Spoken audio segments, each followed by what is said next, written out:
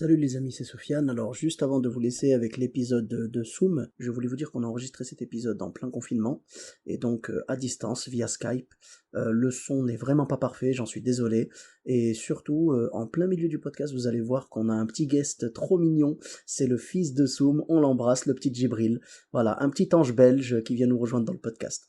Je vous souhaite une très bonne écoute et à très bientôt. Salut les amis, c'est Sofiane, on se retrouve pour un nouvel épisode du podcast. C'est en forgeant qu'on devient forgeron et c'est en galérant qu'on devient humoriste. Voici Galère d'humoriste avec aujourd'hui dans notre série belge, le suivant, Monsieur Soum. Bonjour, salut Sofiane, salut à tous. Salut Soum, comment tu vas? Ça va et toi? Ça va super, merci. Merci d'avoir accepté l'invitation. Avec grand plaisir. Bon. Donc tu avais une ou plusieurs anecdotes à nous raconter? Dans les galères d'humoriste? Ouais, des Oui, oui. galères, des guides, tout ce que tu veux. Ouais, alors un de mes plus gros bides, enfin à part le mien, c'est un jour, on a fait une soirée, un spectacle pour un mariage. Alors, Mhm. c'est censé être un plateau. On était invités à quatre. Donc il y avait PE, Dave Mm. Parker et Pascal sur scène. Et donc moi. Et donc, bah, nous, on sait pas, nous, on se fait inviter pour une soirée de mariage. On se dit, bon, le plan est pas dingue, mais tu connais les galères d'humoristes, il y a de l'argent à la clé, donc on se dit, bah, on y va. Vraiment. Obligé, tu prends, c'est normal. Tu sais, on est des galériens, nous, on a toujours besoin d'argent, donc il y a de C'est l'argent, on ça. y va. Et le problème, on l'a pas su tout de suite, mais en fait, les mariés ne voulaient pas de spectacle d'humour. Donc, vraiment, c'est Ah, la mère du marié. Oui, c'est la mère du marié qui a dit oui, non, je vais vous offrir un spectacle d'humour pour votre mariage. Et elle a dit non, on veut pas de ça. Mais si, si, je veux le faire quand même. Et donc, donc nous, il y a eu clairement un refus de la part des principaux intéressés de vous voir ouais, voilà. et on vous a envoyé au casse-pipe. Voilà, exactement. Mais donc, nous, on le savait pas à la base. Et donc, on fait un petit ordre de passage sympa. C'est PE qui monte en premier. Et PE, pour ceux qui le connaissent pas, c'est un humoriste belge, mais qui cartonne, qui est très fort. Et lui, l'anecdote, c'est que, je pense qu'on est un dimanche soir, ou un samedi soir, je pense, samedi soir. Mais la veille, donc le vendredi soir, PE faisait la première partie de Gad et Kev à Forêt Nationale en Belgique, donc la plus grande salle de Belgique, 6000 personnes. Il a fait un carton devant 6000 personnes. Le jour même, avant le mariage, il va en première partie d'Alex Vizorek, dans un théâtre à Bruxelles aussi, quelques centaines de personnes, il fait un carton. Donc, bah, il sort sur sa confiance, il monte le premier, enfin, monter entre guillemets, parce qu'il n'y avait pas de scène, hein, on était à plat face à des mariés, tu connais, c'est une salle de Ouais, ouais. mariage, il n'y avait pas de. Voilà, donc PE commence à jouer, et là, pour une des rares fois dans sa vie, ça marche pas. Vraiment Ouais. un four, mais vraiment long. Et donc, voilà, il est courte au maximum. Et le deuxième, c'est moi. Je monte et là, je n'entends pas ce que. Apparemment, il y en a un, le grand-père de la mariée, qui dit ah, bah tiens donc, il est pas blanc celui-là. Oh, Oh là là! et encore, heureusement, moi, j'ai pas entendu. Sinon, j'aurais vanné, enfin, j'aurais réagi, mais j'ai pas entendu. Et donc, je commence mon passage. Sauf, c'est vraiment catastrophique. C'est un petit peu mieux que PE, mais le petit mieux qui sert à rien. Vraiment, D'accord. c'était nul, ça ne sert à rien. Et donc, Waouh! on était censé faire. C'est quand même violent, quoi. Je veux Ah dire, ouais. là, d'entendre ça, d'entendre, bah, heureusement que t'as pas entendu, ça t'aurait décontenancé, ouais, genre, d'entendre, ah, bah, celui-là, il est pas blanc. Eh, mais sérieux? Mais au Ouais. moins, est-ce que la famille Le Pen paye bien? Au moins. Ah, si ça avait été eux, j'aurais été mieux payé, je pense, tu vois. Limite, j'aurais préféré jouer pour les Le Pen, il y aurait eu une bonne excuse. Mais donc, en Oh plus, là là. pendant mon passage, c'est moi, j'aime bien interagir avec le public, discuter avec eux. Et donc, je discute avec les mariés, mais genre, je savais même pas où ils étaient parce qu'en fait, les tables étaient mises de façon, euh, comment dire, perpendiculaire à nous. Et donc, ils étaient mal placés. Je voyais même pas les mariés. J'essayais d'interagir avec eux. Non, vraiment, ils veulent pas. Donc, après mon passage, donc on était censé être quatre. Après mon passage, on était censé faire une pause et les deux autres allaient jouer.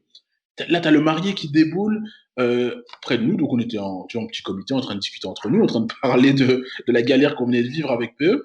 Et là, il y a le Ouais. marié qui dit à sa maman non, non, non, il faut que je leur dise, parce que sinon, ils n'avanceront jamais dans la vie, ces gens-là. Et tu vois, parce que c'est sa maman qui lui disait calme-toi, calme-toi. On se dit, mais il va nous frapper, lui, qu'est-ce qui se passe? Tu vois, donc il commence à dire non, ça ne va pas, vous n'êtes pas fait pour ça, et si, et ça, et commence à nous rabaisser à mort. Alors après, il dit qu'il veut plus les autres Ah non, ils sont. ouais! Oh non, non, non, donc il veut plus Alors, les attends, autres. non, parce que Parce que très honnêtement, quand tu m'as dit que le marié allait intervenir, je pensais qu'il allait vous dire, nous ne voulions pas d'humour, nous ne voulions pas de spectacle. Ouais, Mais là, ouais. il vous dit carrément, vous n'êtes pas fait pour l'humour. Oui, c'est ça, oui, oui. Non, non, non. Vraiment, il essaie de nous rabaisser plus bas que terre. Et moi, je peux pas me laisser faire parce que, par principe, s'il aime pas, tant pis, mais je veux dire, on sait ce qu'on vaut. On avait fait des plateaux, on avait fait des spectacles entiers depuis, enfin, ça fait, allez, moi, ça faisait à ce moment-là au moins 5 6 ans que j'étais dans le métier. PE, ça faisait presque 10 ans. Donc, il y a un minimum de respect à avoir. Et donc, le gars s'emballe sur nous. Et les autres, il y avait Pascal et Dave qui disent ah oui on comprend et je dis non les gars faut arrêter de dire qu'on comprend. Le gars il nous respecte pas, ok s'il aime pas tant pis ça arrive, mais Ils ont le voilà il droit. y a un minimum de respect. Et alors à partir de là donc il dit qu'il veut plus les deux autres humoristes et ils nous disent ouais ils veulent pas nous payer. Ah, Gars, est-ce que tu penses que je vais partir de là sans être payé déjà? Je passe une jamais de soirée la vie. pourrie loin de ma famille déjà, et en plus je vais partir sans mon argent. Non, non, là, évidemment, on a insisté, et la mère, bah, elle, c'est elle qui nous avait engagés, donc elle a évidemment payé finalement. Mais c'était, ouais, sincèrement, c'était une de mes pires Ah galères. ouais. Bah là, je Et compatis totalement. Mais clairement, dans cette soirée-là, si jamais il n'avait pas voulu vous payer, vous auriez été obligé de lui dire un truc du style, écoute, c'est soit la pièce montée, soit notre salaire. Mais on repart avec un des deux, tu vois. c'est ça, non, non, non, on allait repartir avec sa femme s'il fallait, hein, mais voilà, il n'y avait pas le choix. Non, non, il fallait, on serait pas reparti seul, hein, non, non, il n'y avait On pas repart moyen. avec quelque chose. On Euh, repart, c'est sûr. Ça, c'est une enfin, une petite galère, oui, mais la plus grosse galère que j'ai connue, c'était un peu improbable. En fait, en 2017, je gagne un festival du rire à la Ville-Dieu du Temple près de Toulouse. Oui, je les connais Donc, très bien, bien voilà. sûr. Donc c'était un week-end entier, on est en 2017, le vendredi, le samedi. Il y a un prix le vendredi, il y a 4 prix le samedi. Le vendredi, je prends le seul prix, et le samedi, je prends 3 prix sur 4, dont le Oh, quatrième, c'est le prix de la presse. Et le gars, quand il monte pour remettre le prix, il dit on va remettre le prix à un tel parce qu'on sait que c'est Soum qui va tout gagner. Donc vraiment en mode il l'a remis. Sinon voilà, vraiment j'avais marché sur l'eau sur ce festival. Donc là tu te dis c'est pas une galère. oh. Attends. Non non, c'est vraiment génial. Donc la récompense c'est l'année suivante, bah, tu viens jouer ton spectacle entier en affiche du festival quoi. Et D'accord. donc j'avais tellement marché sur l'eau que d'une part j'étais confiant, mais d'autre part je m'étais mis une énorme pression. Et en plus, bah, la petite erreur, c'est que je venais, donc entre 17 et 18, je change de spectacle. C'est-à-dire que fin 2017, je lance mon nouveau spectacle qui n'est pas encore très rodé. Et Hein. donc, j'arrive là-bas donc un an après. Et le jour même, je me dis, les fans de mon nouveau spectacle, il y a beaucoup d'humour belgo-belge, ils vont pas comprendre les Français. Donc, il faut que Mhm. j'adapte. Donc, je pense qu'une heure ou deux avant mon spectacle, je commence à faire un mix entre mon précédent spectacle, ce Ouais. spectacle-là, et je commence à faire un méli-mélo horrible. Et surtout que Ah. et puis dès le début, je commence. C'est une grande salle, c'est une très grande salle, longue, il y avait beaucoup de monde, mais les gens sont un peu loin. Et moi, j'aime bien le contact et discuter avec les gens. Et le problème, c'est que dès le début, j'ai commencé à discuter avec les gens qui sont tout près de la scène. Et donc, ce qui veut dire que ceux dans le fond ne se sentaient pas concernés, ça n'allait pas, et j'ai commencé à les perdre. Et donc, je joue, Ah. je fais, allez, 15 20 minutes de tunnel, mais vraiment le pire tunnel de toute ma vie. Limite, le mariage, c'était mieux. Et en plus, tu vois, non, parce qu'en plus, je m'étais mis une grosse, tu vois, j'avais une grosse attente de ma part, parce que, sincèrement, l'année précédente, j'avais tellement marché sur l'eau dans ce festival. Donc là, Oui, 20 minutes, ça t'a mis la pression, quoi. oui, ouais, ouais, c'est ça, peut-être trop. Et donc, 20 minutes de four. Et puis, première fois de ma vie et seule fois de ma vie que je le fais, c'était mon spectacle entier. Je dis, excusez-moi, mais je vois que ça va pas. Sincèrement, il n'y a rien qui va. Je vais arrêter. S'il faut, je rembourserai. Mais voilà, je vais arrêter. C'est pas possible. Donc, je décide, je veux arrêter. Puis il y a l'organisatrice qui vient en coulisses, qui me dit non, Soub, tu dois pas arrêter, il faut continuer. Non, et même le public me dit non, non, en fait, le public me dit non, ça va, franchement. Sincèrement, enfin, ils étaient gentils, certains m'ont dit ça, mais sincèrement, ça n'allait pas. Moi, je suis très exigeant avec moi-même, et si ça. Et donc, finalement, bah, par professionnalisme, bah, je continue jusqu'au bout. Mhm. J'ai quelques rires de ci, de là, épars, mais horrible. Donc, je termine le spectacle. Quand je sors de scène, j'ai les larmes aux yeux. Franchement, je pleure, c'est la première fois de ma vie, c'était horrible. Sincèrement, je le souhaite à personne. Donc, on est en mars 2018. Et, euh, et donc là, je sors de scène. Et en plus, c'est un festival, et tu connais les festivals, il y a d'autres festivaliers qui viennent des droites et à gauche, des gens qui sont parfois jamais montés sur scène, mais Mhm. qui se prennent pour Gad Elmaleh, tu vois, et qui te prennent avec condescendance, c'est un truc énorme, tu te dis, mais vous avez fait quoi, vous? Parce qu'ils sont toujours en train de donner des conseils ou dire des ci et des ça, mais ils ont strictement rien fait. Peu importe. Et donc, eux, ils sont condescendants à mort. Il y a un que j'oublierai pas, Tony Fejo, qui, tu vois, qui est je sais plus de quel coin dans le sud de la France. Et Tony, c'est un des seuls qui m'a soutenu, qui m'a expliqué, ben voilà, ça arrive. Lui, c'est un Mhm. comédien, il a joué au Oui, théâtre. oui, oui, c'est le festival de Villeneuve-sur-Lot. Oui, voilà, Villeneuve-sur-Lot, voilà, c'est ça, exactement. Donc Tony Feijo m'a vraiment soutenu, c'était génial de sa part. Il me dit, par contre, il me dit, tu n'aurais jamais dû dire que t'arrêtais le spectacle, tu dois aller jusqu'au bout, par respect pour le public. Et donc, lui m'a soutenu, mais les autres, il y en a qui m'ont même pas parlé une seule seconde. Ah oui, Ah non, oui, là, oui, c'est un manque de respect. il y a des gens qui m'ont même pas parlé, rien. Il y avait les gens du Festival du Rire de Rochefort qui, eux, m'ont soutenu, qui ont discuté avec moi et m'ont dit, on t'a jamais vu aussi stressé, parce qu'avant le spectacle, ils m'avaient vu, on t'a jamais vu aussi stressé, tu t'es mis beaucoup trop de pression. Et donc, donc c'était le samedi, je revenais en Belgique le dimanche, et heureusement, je pense que le mardi, je remontais sur scène, et ça s'est super bien passé. Et ça m'a fait Donc, oublier. Ouais, t'as pu prendre une revanche un peu c'est sur ça, ça, voilà, c'est ça. C'est un peu comme repartir sur de tu bonnes bases. tombais de cheval, il faut remonter direct. Je suis remonté, parce que si je remontais genre un mois ou deux après, peut-être que j'avais perdu toute la confiance que j'avais en moi. Et Et peut-être aussi qu'il y a des gens qui, s'ils avaient attendu un mois ou deux après, auraient peut-être pu se dire, j'arrête, tout simplement. oui, c'est ça. Oui, sincèrement. Mais franchement, quand j'ai fait cette prestation-là, je me dis, mais je suis pas fait pour ça. Je suis vraiment trop nul. Faut que j'arrête. Sincèrement. Mais voilà, finalement, ça s'est bien. Enfin, finalement, c'était une bonne expérience parce qu'en fait, j'étais peut-être un peu trop confiant parce que les dernières scènes avant ça, c'était toujours des cartons. Tu montes, et tu fais des cartons. Donc, tu vois, tu es trop à l'aise. Et moi, je suis quelqu'un qui Ah ouais. ne pas stressé, peut-être pas, parfois pas assez. Et donc, le fait de ne pas être stressé fait que ben, j'étais un peu trop à l'aise, trop confiant. Et là, ça m'a mis une claque et ça m'a permis de. Et voilà, depuis lors, j'ai plus jamais pris de réel bide. Voilà. D'accord, mais je comprends la difficulté du truc et on y est tous soumis. On, Ouais, bien sûr. on embrasse le petit prince qui nous parle en même temps. D'ailleurs, on va peut-être faire un épisode galère de papa. Ouais, c'est ça, guerre de papa. Ouais, non, je sais, désolé. C'est ça Non, les. t'inquiète pas, t'inquiète pas. C'est trop mignon, c'est trop mignon. le- Profitez-en, chers auditeurs. Vous avez en exclusivité les cris d'un bébé belge. C'est pas tous les jours qu'on entend ça. Il s'appelle Il comment? s'appelle Gibril. Gibril. Ah, Voilà. très mignon, très beau prénom. Bon, donc je disais en fait, la difficulté vraiment de monter sur scène, c'est que c'est un métier où on absorbe tout, tu sais, on est des éponges en fait. Oui, oui, Et on absolument. absorbe. C'est-à-dire que si tu cartonnes, comme tu viens de le dire et tout, si tu marches sur l'eau après un festival, évidemment que tu te diras, mais je suis fait pour ça. Je Ouais. suis, bon, tu vas pas dire je suis le meilleur, mais tu vas dire, Non, bien je sûr. suis vraiment dans mon élément. Et le problème, c'est qu'après, quand tu bides, tu te dis, c'est vraiment toute ma vie que je remets en question et tout, c'est À pas bien. fond. Alors, je ne sais plus qui avait dit ça, mais il y a quelqu'un dans le métier qui avait dit, on a le niveau de notre dernière scène. C'est-à-dire que dans ta tête, si tu sors d'un carton, tu te dis, je suis le meilleur. Tu te dis vraiment, je suis au top.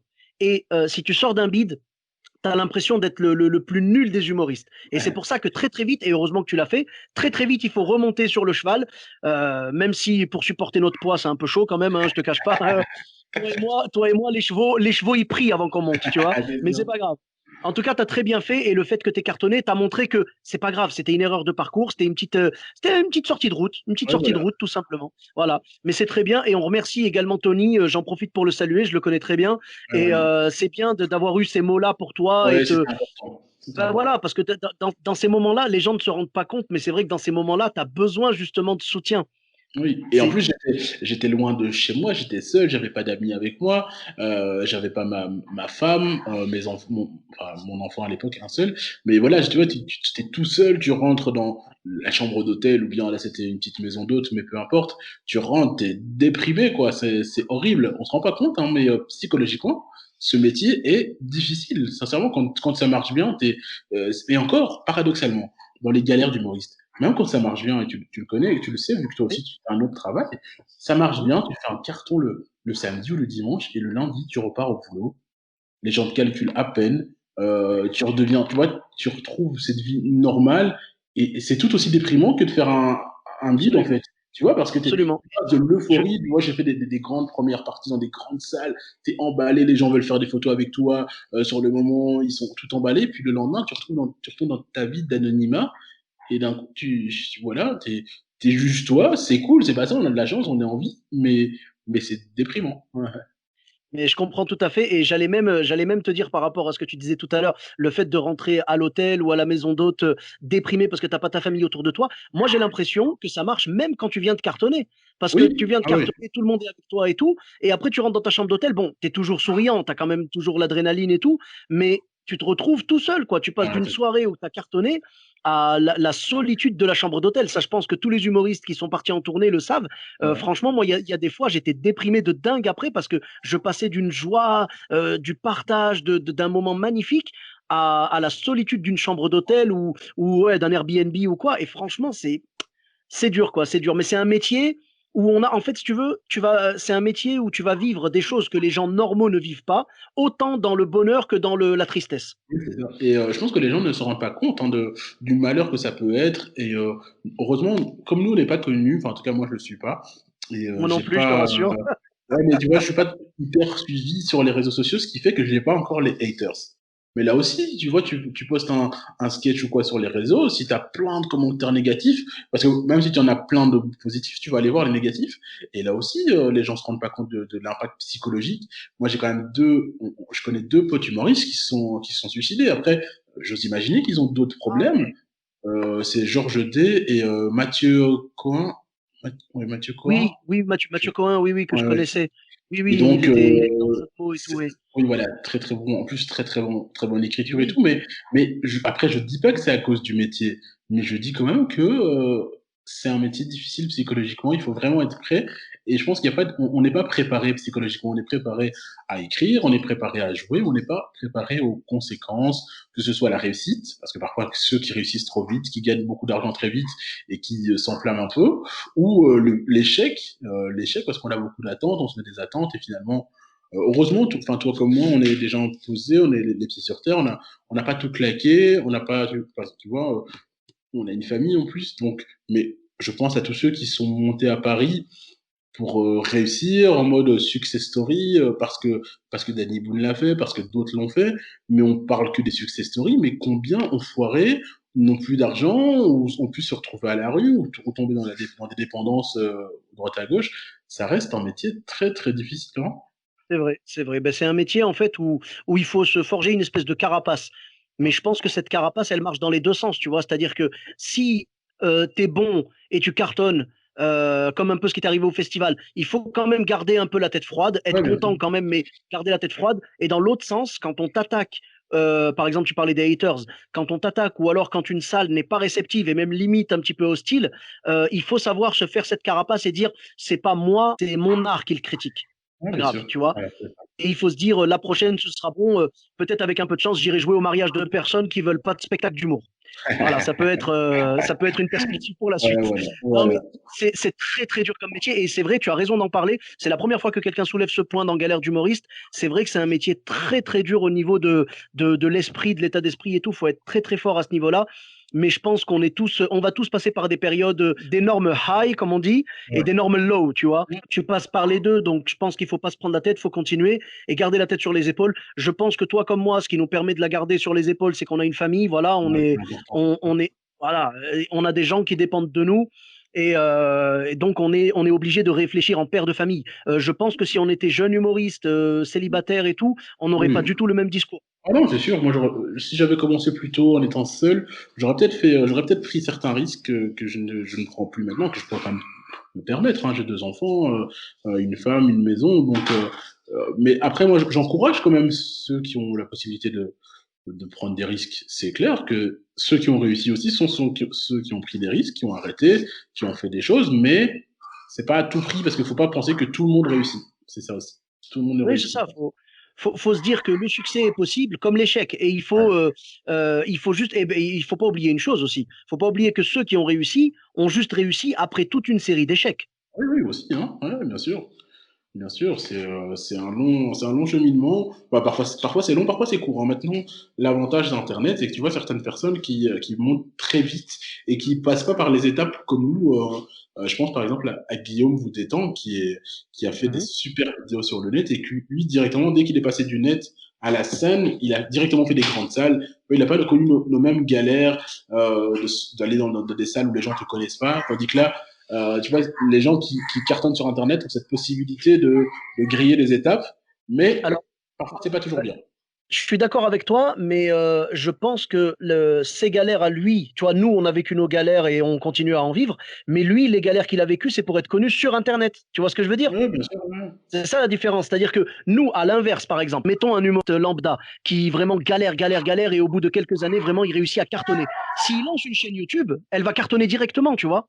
Ouais, ouf. Ouais, pas sûr, parce que être bon sur scène ou être bon sur YouTube, c'est pas toujours la même chose, Non, hein. C'est non, pas non, la non. même chose du tout, d'ailleurs. Non, non, je parlais pas de qualité, hein, Ah oui, je parlais vraiment de following, tu vois. oui, bien sûr, Genre, oui, oui. si, mettons, il a, je sais pas moi, 1 million de likes sur sa page. Oui, Si bien jamais sûr. il dit aux gens, je lance une chaîne YouTube, il va pas commencer à zéro, tu vois. Oui, Il va commencer à 100 000 abonnés, 150 000, je sais pas, tu vois ce que je veux dire. ouais, Donc, voilà. Et lui, c'est l'inverse. Lui, il a peut-être galéré au début avec 0 abonnés, 100 abonnés, 200, je sais pas. Aujourd'hui, je sais pas combien il a. Et il a transposé ce public-là à la scène, tout simplement. bien sûr. C'est le principe des vases communicants, j'ai l'impression. Ouais, c'est clair. Mais voilà, en tout cas, même si c'est galère, moi j'adore ce métier. Et d'ailleurs, ce métier me manque actuellement parce qu'on n'a plus de perspective actuellement de jeu. Donc c'est autre chose.